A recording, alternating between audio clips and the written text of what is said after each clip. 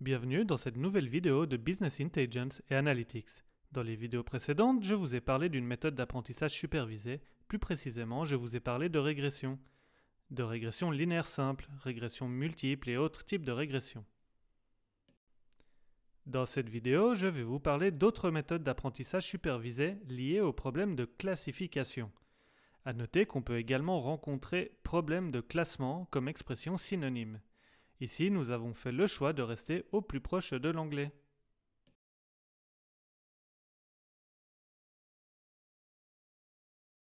Voici le menu du jour. Premièrement, nous allons commencer par voir plus en détail qu'est-ce qu'on entend lorsque l'on parle de problème de classification. Deuxièmement, nous allons également donner une illustration géométrique de ce problème pour, j'espère, vous donner une meilleure intuition de ce que les méthodes d'apprentissage supervisées cherchent à résoudre. Troisièmement, nous allons ensuite introduire le modèle logistique ou régression logistique comme un premier modèle pour attaquer ce problème. À noter qu'il y aura une deuxième vidéo sur le problème de classification dans laquelle d'autres méthodes vous seront introduites. Quatrièmement et finalement, nous allons parler de comment évaluer cette régression logistique. C'est un sujet que nous avons déjà abordé dans les vidéos précédentes sur la régression. Ces régressions linéaires, parlons-en justement. Comme je vous le disais, il s'agit d'une méthode d'apprentissage supervisée, c'est-à-dire que l'apprentissage est fait à partir de caractéristiques dans le but de prédire des valeurs annotées. Il y a donc une variable cible ou une variable réponse. Cette variable à expliquer est, dans le cadre de la régression, une variable de type numérique continu. Elle prend des valeurs dans les réels. Maintenant, la question qui se pose est: qu'est-ce qu'il se passe si au lieu de vouloir prédire une variable numérique continue, on souhaite prédire une variable binaire? Une variable qui prend donc deux valeurs ou deux classes. On parle aussi de label. Ici, vous avez un exemple avec des données pour entraîner un modèle avec trois caractéristiques. On a l'âge, le salaire et le nombre d'enfants. Et donc une variable binaire, par exemple ici, non ou oui. Celle-ci pourrait bien évidemment être réencodée en 0 et 1, comme nous l'avons vu dans une vidéo précédente. Et en bas du slide, vous avez la situation avec des données, donc des caractéristiques pour évaluer le modèle, où l'on ne connaît pas la variable réponse, et donc on va s'intéresser à prédire ces deux classes, et plus particulièrement avec quelle probabilité on obtient l'une ou l'autre des classes. Ce type de problème peut être attaqué avec une régression logistique qui est en quelque sorte une extension naturelle de la régression que nous avons déjà abordée. Un exemple est toujours plus parlant. Voici donc quelques images de chiens et de chats. Il s'agit d'un échantillon pour entraîner un modèle. Imaginez que vous avez beaucoup d'images de chats et de chiens, et le but est donc de pouvoir bien discriminer une nouvelle image pour déterminer s'il s'agit d'un chat ou d'un chien. Il y a évidemment myriade d'autres exemples, peut-être plus proches aussi d'une réalité en entreprise. Il y a la question par exemple de la capacité à rembourser un prêt. Est-ce que oui ou non un créditeur remboursera son prêt et avec quelle probabilité? Ensuite, nous avons la question de savoir si l'activité sur le compte, la transaction, est une activité normale pour l'utilisateur ou une activité frauduleuse. Et plus généralement, quelle est la probabilité qu'un client accepte une offre? Regardons la terminologie d'un peu plus près. En classification, nous avons vu que nous nous intéressons à un problème binaire, c'est-à-dire que la variable réponse prend deux variables possibles, oui ou non, par exemple. Un objet prend donc des valeurs dans une catégorie déjà prédéfinie, et donc nous avons besoin de connaître ces catégories déjà en avance, avec par exemple des objets déjà annotés. Lorsque nous avons deux classes possibles, c'est-à-dire que la variable réponse prend deux valeurs, on parle plus spécifiquement de classification binaire. Plus généralement, lorsqu'une variable réponse prend comme valeur plus que deux catégories, alors on parlera de classification multiclasse. Les catégories ne sont pas nécessairement distinctes les unes des autres, comme par exemple illustré sur le slide, où l'image contient deux catégories. On parle alors d'un problème de classification multilabel.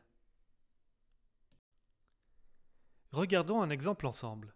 La tâche qui vous est demandée est de déterminer si un prêt sera accordé oui ou non à un client. Pour répondre à cette question, vous recevez un historique de données, c'est-à-dire des données sur les clients existants avec certaines caractéristiques illustrées simplement avec ce tableau ici. On a le revenu annuel et un score, c'est-à-dire une appréciation et si oui ou non le prêt a été accordé.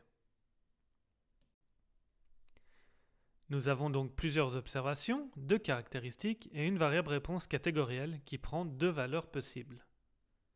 Il s'agit de données pour entraîner un algorithme de classification. Voici maintenant l'étape importante. Pourquoi on fait tout cela?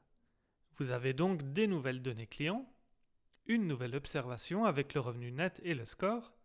La question est donc quelle variable réponse va-t-on prédire? Ou plutôt quelle probabilité y aura-t-il d'être classifié dans l'une ou l'autre des classes? Petite question, d'où viennent ces données? Eh bien, il s'agit de l'historique, c'est-à-dire des données sur des clients déjà existants.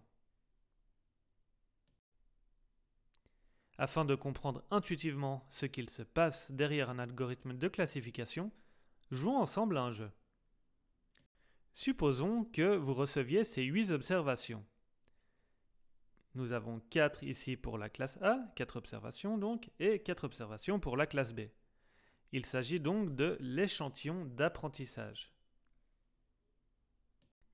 Maintenant, vous recevez une nouvelle observation et la question est à quelle classe appartient-elle? Est-ce que vous choisiriez plutôt la classe A ou B? Eh bien, vous remarquerez assez rapidement que dans la classe B, la première barre est systématiquement plus grande que la deuxième, et inversement pour la classe A. Et donc, ça suggère que ce nouvel objet, puisque la première barre est plus grande que la deuxième, appartient à la classe B. Voici donc comment un algorithme de classification pourrait réfléchir à ce problème avec cette règle. Si la barre gauche est plus petite que la barre droite, il s'agit d'un A, sinon c'est un B. Voici un autre exemple. Il y a de nouveau 4 observations par classe. Cette fois-ci, on nous donne 2 nouvelles observations à classifier. La première de ces nouvelles observations, avec une barre plus élevée que l'autre, paraît assez difficile à classifier. Par contre, la deuxième, avec les 2 barres au même niveau, paraît assez facile. On pourrait imaginer les règles suivantes. Si 2 barres ont la même taille, il s'agit de la classe A. Comme vous le remarquerez ici, toutes les barres ont la même taille. Sinon, on choisirait une classe B. Regardons ensemble un troisième exemple. Les observations pour les classes A et B sont bien mélangées avec des barres au même niveau et des barres à droite plus grandes qu'à gauche ou inversement. Cette nouvelle observation paraît bien difficile à classifier. Et pourtant, nous pouvons encore construire des règles qui nous permettent de la départager. Voici une règle qui fonctionne dans le cas présent. Si la somme des carrés des 2 barres est inférieure à 100, alors il s'agit d'un A, sinon il s'agit d'un B. Voyons cela un peu plus en détail ensemble. Donc 4 plus 4, ça fait 8 au carré. Ça nous donne combien? Ça nous donne 64. On peut répéter l'exercice ici, 6, 36, etc. Voyons maintenant la même chose avec la classe B. Donc nous avons 5 plus 6 au carré, ce qui fait 11, 121. Etc. Et vous remarquerez donc que pour la classe B, la somme, le carré de la somme dépasse toujours la valeur de 100. Pourquoi au juste avons-nous joué à ce jeu? En fait, derrière chaque situation qui vous a été présentée se trouve une interprétation géométrique du problème. Regardons ces exemples à nouveau pour vous en convaincre. Voici donc le premier de ces exemples avec cette règle. Si la barre à gauche est plus petite que la barre à droite, c'est un A, sinon il s'agit d'un B. On voit dans l'illustration la disposition des points. Et donc, on voit bien qu'il est visuellement possible de tracer une ligne qui sépare parfaitement les points. ici. Et donc, qui sépare parfaitement les classes A et B. Voici le deuxième exemple. La classe A est illustrée par tous les points bleus dans la diagonale, ici. Et tous les points B sont en dehors. Regardons le troisième exemple maintenant. Tous les points à l'intérieur d'un quart de cercle imaginaire appartiennent à la classe A. Ici. Et donc tous les points en dehors appartiennent à la classe B.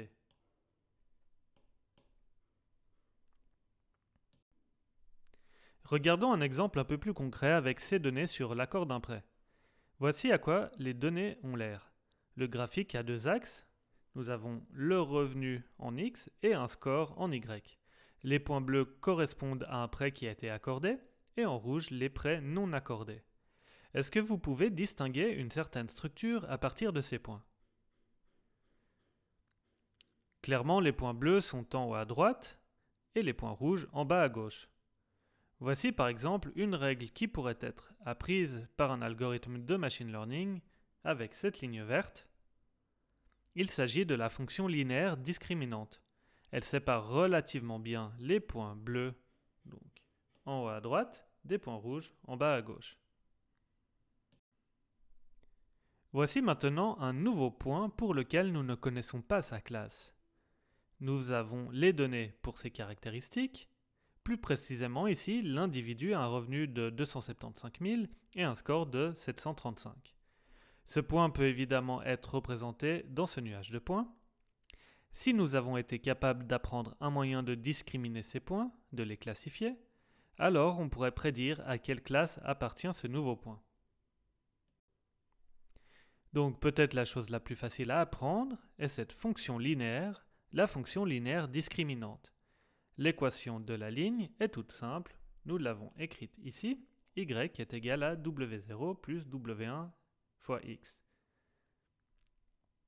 Cette idée remonte à l'époque du célèbre statisticien Ronald Fisher. Fisher est un statisticien très connu, notamment pour ses travaux sur l'estimation par le maximum de vraisemblance. Il a également des tests statistiques et des distributions de probabilité qui portent son nom. Une règle simple avec le cas présent serait donc si ce nouveau point se situe sous la ligne, alors s'il est ici, il est de classe 1, donc il s'agit d'un prêt avec un risque élevé, et s'il est au-dessus, il serait de la classe 2, un prêt qui est assez sûr. Bien sûr, une droite est peut-être un peu simple, on pourrait imaginer étendre cette idée à une courbe quadratique, par exemple comme illustré ici. Et une autre simplification qui a été faite jusqu'à présent est le fait que nous avons considéré uniquement deux caractéristiques, alors qu'il est beaucoup plus vraisemblable qu'il y en ait beaucoup plus. Ici, nous avons illustré qu'est-ce qui se passerait avec une troisième caractéristique. La fonction linéaire discriminante peut être utilisée également dans ce cas. Maintenant, elle représente un hyperplan. Cette ligne ou cet hyperplan discriminant est appelée aussi la frontière de décision. En anglais, on parle de decision boundary. Chaque nouvelle caractéristique considérée demande un coefficient supplémentaire. Avec deux caractéristiques, comme ici, nous avons donc deux coefficients, W0 et W1, etc. Et quand nous avons n plus 1 caractéristique, donc nous avons jusqu'à n plus 1 coefficients. À noter que cela peut être représenté de manière plus compacte avec un produit vectoriel, comme ici. Nous avons vu donc trois exemples précédemment, le ou lesquels peuvent être résolus par un classificateur linéaire. Clairement, cela fait sens pour le premier de ces exemples, comme ici, avec cette ligne droite. Ce serait complètement inutile pour le deuxième de ces exemples, comme ici. Et ce serait que approximatif, ici, pour le troisième des exemples. Les problèmes qui peuvent être résolus par un classificateur linéaire sont appelés linéairement séparables. Regardons un peu plus en détail ce qu'on entend par au-dessus et au-dessous de la ligne discriminante. Supposons que l'on ait cette équation pour la droite y égale 2x plus 3. Cela peut être réexprimé comme 0 égale à y moins 2x moins 3. Et donc, on obtient une valeur négative lorsque l'on a un point en dessous et une valeur positive lorsque l'on a un point au-dessus. Voici un exemple similaire avec une pente négative cette fois-ci. L'idée reste toutefois la même. Une fois que le 0 de l'équation est mis en évidence, une valeur positive est liée à un point au-dessus et une valeur négative avec un point en dessous. Peut-être que le message le plus important à retenir est que plus le point est éloigné de la droite, plus la valeur est positive ou négative. Par exemple, remplaçons y par 3 et x par 2. Dans ce cas, nous obtenons donc la valeur de 4, une valeur positive, parce qu'elle est ici, au-dessus. Voici le même exemple, cette fois avec les valeurs de 4 et 3 pour y et x. La valeur obtenue est 7. C'est une valeur positive qui est encore plus grande. Le point est effectivement encore plus éloigné de la ligne. Revenons à l'exemple sur les prêts. Les points bleus représentent un prêt sûr, les rouges pour peu sûr. Plus le point est éloigné de la droite, plus nous sommes sûrs de son appartenance à une certaine classe. Dans le cas d'un point bleu, cela se traduit par plus le prêt est sûr. Bien entendu, cette distance entre le point et la ligne discriminante n'est pas bornée, et donc quelque chose que nous aimerions serait de pouvoir l'interpréter plus en termes d'une probabilité, et donc de ramener cette distance dans l'intervalle 0 et 1. Une possibilité pour amener cette distance dans un intervalle 0,1 est d'utiliser la fonction sigmoïde, ou plus précisément, on parle de fonction logistique. Cette fonction a cette expression qui vous est donnée ici, donc 1 sur 1 plus l'exponentielle de moins x. Il est peut-être bon de rappeler que l'exponentielle de 0 égale à 1. Et donc, ce qui veut dire que la fonction logistique évaluée en 0 égale à une demi, comme ça vous est illustré ici. Donc, ici nous avons les x. Ensuite, il est peut-être bon de rappeler que la limite quand x tend vers plus l'infini de l'exponentielle, on va faire de l'exponentielle de moins x, alors on obtient à ce moment-là 0. Et donc, cela se traduit pour la fonction logistique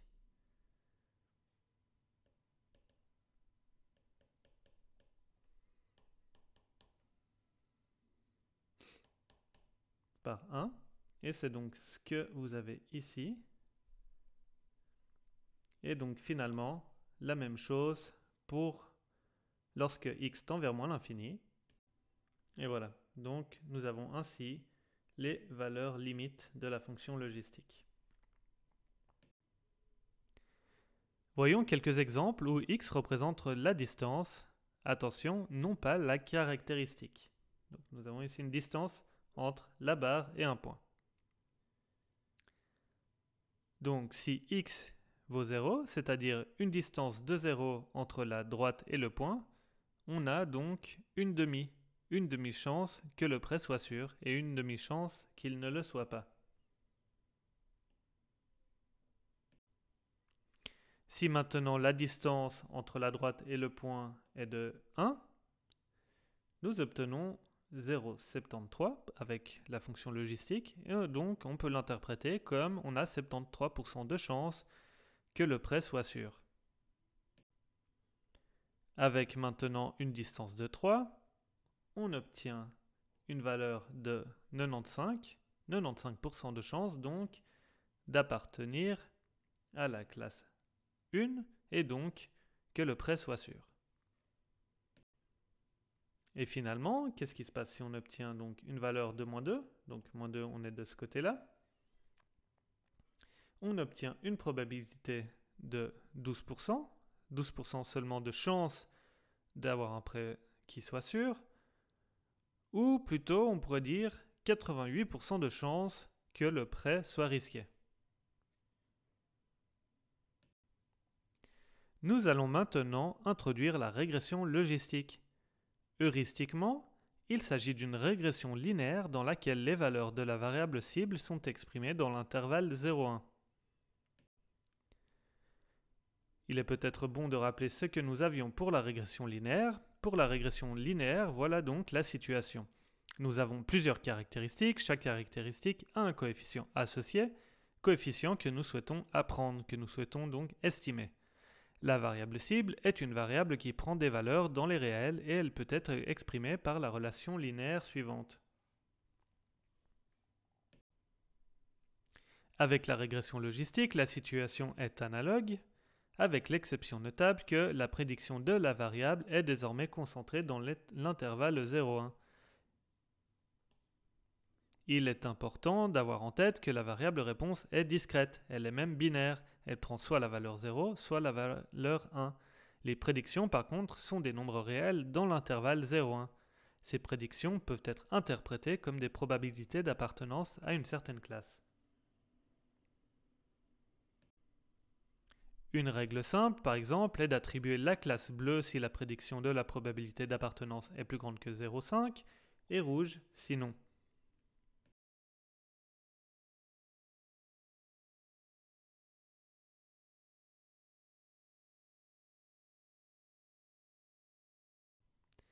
Parlons maintenant de l'évaluation d'un algorithme de classification. Voici une situation où l'on souhaite prédire si un prêt est sûr ou risqué en fonction du revenu et d'un score. Nous avons 13 points bleus qui représentent un prêt sûr et 13 points rouges qui représentent un prêt risqué. Une manière simple et intuitive d'évaluer un algorithme de classification est simplement de regarder le ratio du nombre de classifications correctes sur le nombre de classifications totales à faire. Supposons par exemple que l'on ait obtenu cette droite quasi-verticale verte qui prédit un point bleu à droite. Donc ici on va dire ça sera bleu. Et donc rouge à gauche. À droite nous avons 7 points bleus et à gauche 8 points rouges. Nous avons donc 15 prédictions correctes sur un total de 26 prédictions possibles. Et donc nous obtenons une prédiction de 57%. Supposons maintenant que nous obtenions cette nouvelle droite verte. Elle semble meilleure que la précédente, elle semble mieux discriminer les points. Et effectivement, tous les points rouges se trouvent d'un côté, du côté gauche, et un seul point bleu, ici, se trouve du côté gauche. Il y a donc 25 bonnes prédictions sur 26, ce qui se traduit par une précision de 96%. Apportons quelques précisions sur ces mesures. Je viens de vous présenter la mesure dite de précision, c'est-à-dire le ratio entre les bonnes prédictions sur le total des points à prédire. Plus ce ratio est proche de 1, meilleure est la méthode de classification. A l'inverse, on pourrait s'intéresser au nombre d'erreurs ou plus précisément au ratio entre le nombre de mauvaises prédictions sur le nombre total de points à prédire. Et à ce moment-là, plus le ratio est proche de 0 et plus la méthode est meilleure. Ces mesures sont de toute évidence complémentaires. Bien entendu, le principe de séparation entre les données pour entraîner un modèle et les données pour évaluer sa généralisation reste de mise dans le cas des problèmes de classification. Et c'est le même principe qui s'applique, la seule différence étant que les réponses sont désormais binaires et plus généralement une variable catégorielle. Comme évoqué dans une vidéo précédente, un autre moyen est d'utiliser la validation croisée. On sépare par exemple un jeu de données en 5 groupes de taille égale et à tour de rôle, un des groupes est utilisé comme donnée pour évaluer le modèle estimé et les 4 autres étant pour entraîner ce modèle. L'erreur de validation croisée est donc la moyenne des erreurs de prédiction. Avec 5 groupes, vous avez donc 5 erreurs de prédiction et la validation croisée rapporte la moyenne de ces 5 erreurs de prédiction. La séparation en 5 groupes correspond à la situation où vous avez 80%, donc 4 groupes sur 5, des données pour entraîner le modèle, et 20%, donc le groupe restant sur les 5, pour la tester. Vous pouvez imaginer évidemment une séparation en un nombre de groupes différents. À noter qu'il est également possible de répéter cette validation en un certain nombre de fois et de rapporter la moyenne des moyennes des erreurs de prédiction. On parle de validation croisée répétée. Arrêtons-nous quelques instants sur la question de comment trouver les coefficients, CW, que j'ai dans mon modèle. Il s'agit ici de comprendre en superficie ce qui se passe et non pas de savoir comment résoudre mathématiquement ce problème. Cette question avait déjà été évoquée dans la première vidéo sur la régression. Eh bien, sachez qu'ici, il est également possible d'entraîner un modèle grâce à l'algorithme du gradient. La différence, peut-être, est que nous n'allons plus utiliser la somme des carrés des résidus comme avec la régression linéaire. Mais tiens, quelle mesure est-ce que je pourrais prendre au juste ? Une idée assez intuitive serait de compter le nombre d'erreurs obtenues et de chercher à en obtenir le nombre le plus faible. Ici, par exemple, avec cette droite, nous obtenons 2 erreurs, illustrées en rouge. Maintenant, si je déplace un peu cette droite, j'obtiens plus qu'une erreur. Et si je la déplace encore un peu, comme illustré ici, alors j'obtiens 0 erreur.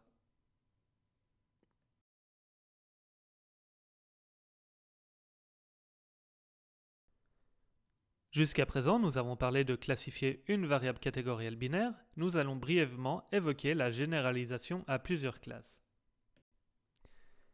Nous vous avons illustré ici la situation avec 3 classes, A, B et C. La stratégie souvent adoptée dans cette situation est de commencer par simplifier le problème en un problème binaire, par exemple en considérant B et C comme une seule classe, puis ainsi de suite à résoudre une série de problèmes binaires. Dans les travaux pratiques, vous pourrez directement utiliser la librairie sklearn qui fait office de black box. Mais c'est en gros ce qui se passe en arrière-plan. Nous allons terminer cette vidéo avec un dernier sujet, celui des matrices de confusion. Cela implique également de parler de faux positifs et de faux négatifs. C'est un sujet assez important car ce sont des notions qui reviennent souvent en classification. Dans les slides précédentes, nous avons parlé de précision. La précision étant donc le ratio entre bonne prédiction sur nombre total de points à prédire. Il s'agit donc d'une proportion, simplement d'un chiffre. Il ne nous donne pas plus de précision sur quelle classe l'on a fait le plus d'erreurs par exemple. La matrice de confusion va permettre de donner justement plus de précision à cet égard. Regardons cette matrice de confusion plus en détail. Dans le cas d'une classification, pour une variable binaire, nous avons 4 situations. En vertical, nous avons mis les vraies classes, ici donc. Dans le cas présent, nous avons mis pour les prêts sûrs et les prêts incertains. Et dans l'axe horizontal, on a mis les classes qui sont prédites par l'algorithme. Nous avons parlé donc de 4 possibilités. Soit l'algorithme prédit effectivement bien la classe, nous sommes donc dans la diagonale. Par exemple, le vrai point est un prêt sûr et l'algorithme prédit un prêt sûr, ou alors c'est un prêt incertain et l'algorithme prédit un prêt incertain. Et à l'inverse, l'algorithme peut faire une mauvaise prédiction, un prêt incertain peut être prédit comme sûr et un prêt sûr peut être prédit comme incertain. Et nous nous retrouvons donc dans cette antidiagonale. Regardons ça avec un exemple chiffré. Nous avons 13 observations pour des prêts sûrs et 13 pour des prêts risqués. L'algorithme de classification est représenté par cette ligne verte ici. Tous les prêts risqués se trouvent donc en dessous de la ligne et donc les 13 prêts risqués sont bien prédits, ce qui se traduit par le chiffre 13 ici. Et donc, à l'instar, 0 ici. Quant aux prêts sûrs, il y en a 3 qui sont mal classifiés par l'algorithme, ce qui se traduit par ces 3 valeurs ici. Et donc les 10 autres étant bien prédits se trouvent ici.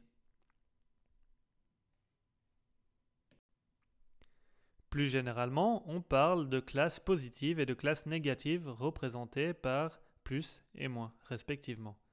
Lorsque l'on fait une bonne classification, on parle de vrais positifs et de vrais négatifs. Lorsque l'algorithme fait une erreur, lorsqu'il fait une mauvaise classification, on parle de faux positifs et de faux négatifs.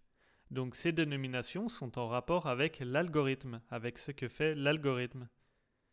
Donc, encore une fois, si l'algorithme prédit bien, on parle de vrai positif, dans le cas d'un positif, de vrai négatif dans le cas d'un négatif. Et lorsque l'algorithme se trompe, on parle de faux. Donc, soit il prédit un faux négatif, ici, ou un faux positif. Bien que moins commun, cette idée peut encore une fois être étendue à des problèmes de plusieurs classes. Ici, la précision est obtenue en faisant la somme des diagonales en jaune foncé. Supposez que vous ayez entraîné un algorithme de classification et qu'il a une erreur de prédiction de 99,2%. Est-ce que c'est un bon algorithme ? On pourrait se dire que oui, 99,2% c'est vraiment pas mal. Eh bien en fait ça dépend. Ça dépend de quoi au juste ? Si vous avez un exemple dans lequel vos données sont séparées 50% dans chaque classe, on parle d'un problème équilibré, et alors oui, effectivement, l'algorithme est vraiment excellent. Mais si par exemple vous avez 1000 données et que 992 sont d'une classe, alors l'algorithme n'est pas bon du tout. Il obtiendrait cette précision en prédisant toujours la même classe. Regardons ce cas plus en détail. Supposons que les points bleus représentent 99,5% des données, les rouges étant les 0,5% restants. Alors, un algorithme qui prédit toujours la classe bleue aura une précision de 99,5%, sans vraiment rien faire d'extraordinaire. Il s'agit ici d'un exemple d'un cas qu'on appelle déséquilibré, c'est-à-dire qu'une classe est surreprésentée par rapport à une autre ou des autres. Et c'est souvent le cas avec des applications comme en médecine. Vous l'aurez compris, la précision est une mesure à prendre en considération en fonction du contexte, l'équilibre ou plutôt le déséquilibre des classes. Une idée qui semble faire sens est de se dire que l'on devrait être correct au moins la moitié du temps sur nos prédictions. En conséquence, un algorithme de classification devrait à minima prédire la classe la plus commune sans erreur. Il s'agit du taux par défaut. Qu'est-ce qui se passe si je prédis les classes sans caractéristiques ? L'algorithme va classifier dans ce cas la classe la plus commune. On parle de taux par défaut. Dans l'exemple précédent, avec les classes très déséquilibrées, le taux par défaut était donc de 99,5%. Un algorithme de classification devrait donc faire mieux. On devrait obtenir une meilleure précision pour se dire que l'algorithme est bon.